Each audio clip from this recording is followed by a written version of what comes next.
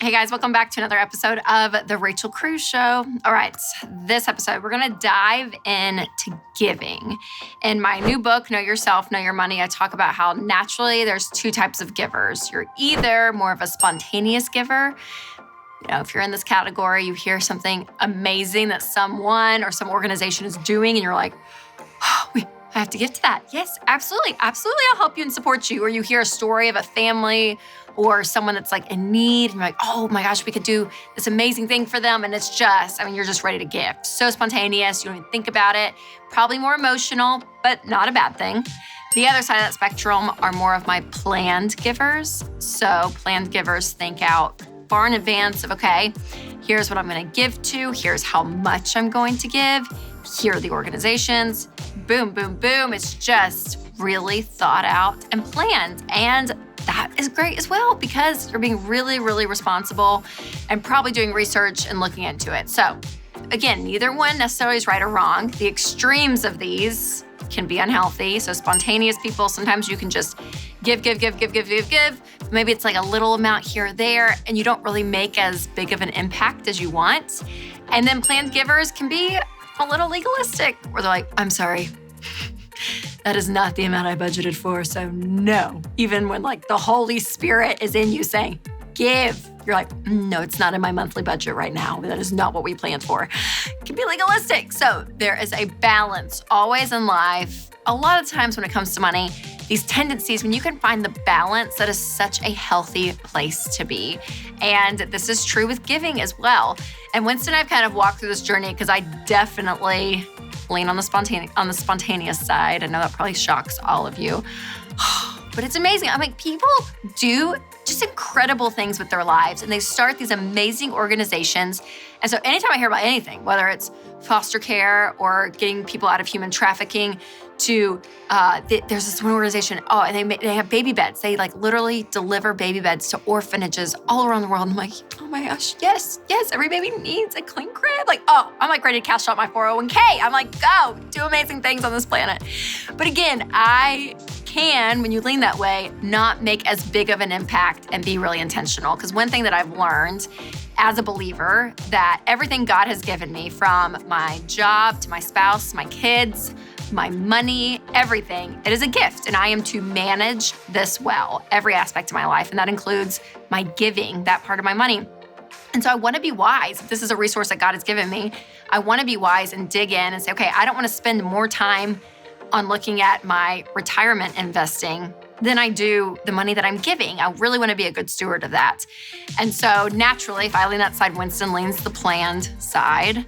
And so we've learned to kind of find that middle ground where we have the places we give to consistently monthly, that's in our budget. But then we also leave a little bit of room for spontaneous giving, that if something comes up, a situation we see, or again, a new organization that we really fall in love with and we dig into and we say, oh yeah, we want to give to that we have some money to do that as well. So what I have learned are there are three main things when it comes to giving, because some of you are thinking, okay, where do I even start? If I have something I want to give to, like, how do I even know if it's good or not? So here are three things to look for when you start to give specifically to an organization.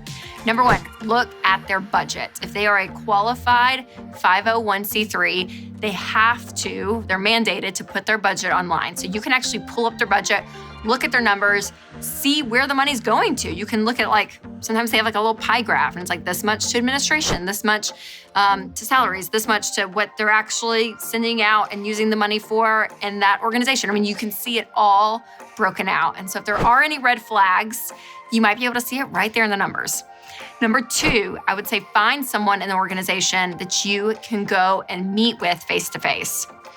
So whether that's grabbing coffee, whether it's going to lunch, or just going to their offices and meeting with them, but getting a human contact, I think, is going to be really important, that you can actually see the person, whether it's the head of the organization or not, but someone that's in it and working at it, you can actually have this human connection with and know, okay, this feels good. Because sometimes, honestly, when you meet with people, you can kind of feel like, you just get feelings off of people. And so I think that human intuition is really, really strong. So meeting with someone in person is really important if you're able to do that.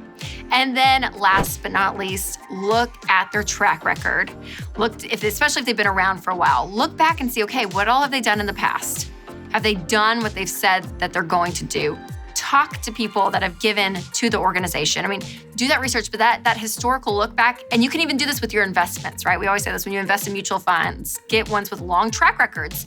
And so if you are giving to an organization that has that, dig into their history and look to see, okay, this is how they've been running. Because again, giving your money away to something, you really want it to be worth it, right? You want to invest in something that people are actually using your money and doing good with. And so this giving is fun because sometimes it is kind of spirit-led and emotionally led, and that's not always bad. But being a good steward and being diligent with your giving is really important. So hope this helped you guys when it comes to this aspect of your life. And I love what we say here at Ramsey Solutions, that you live like no one else. So later you can live and give like no one else. So if you're on baby steps 1, 2, and 3, and you're just like sacrificing and pushing through and just giving your 10% that we really recommend, you're like, okay, I'm just doing that. But one of the benefits of getting out of baby steps 1 through 3 is that you get to start investing in your future and your kids and others. You really get to start giving like no one else. And it's one of the most fun parts that you get to do with your money. So again, hopefully this helps. And to remember to take control of your money and create a life you love.